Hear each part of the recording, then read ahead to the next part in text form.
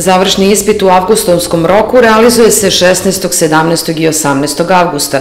U pitanju su učenici koji iz različitih objektivnih razloga nisu polagali u junskom roku. Što se tiče celokupnog Braničevskog upravnog okruga, škola Punkt koja je određena za polaganje završnog ispita za učenike 8. razreda u avgustovskom roku je osnovna škola Sveti Sava u Požarevcu.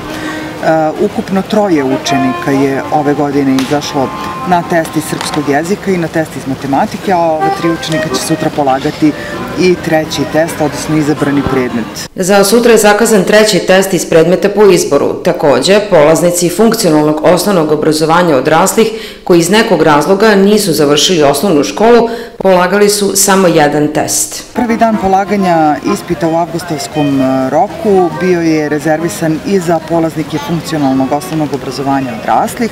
2 polaznika je juče polagalo završni ispit u osnovnoj školi Sveti Sava, a osim osnovnoj školi Sveti Sava u Braničevskom upravnom okrugu imamo funkcionalno osnovno obrazovanje odraslih i u Turiji. Polaznici funkcionalnog osnovnog obrazovanja odraslih neće moći da biraju srednju školu, već će biti raspoređeni na smerovima na kojima ima slobodnih mesta.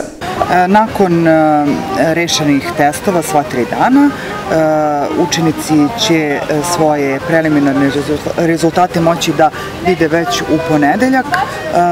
Ovi učenici se ne upisuju u srednje škole na osnovu iskazanih lista želja, već je za njih procedura malo drugačija, za njih odluke u upisu radi okružna upisna komisija. Konačni rezultati završnog ispita biće poznati 21. avgusta, dok je upis učenika u srednje škole u 3. upisnom krugu neposredno u školi u četvrtak i petak 24. i 25. avgusta.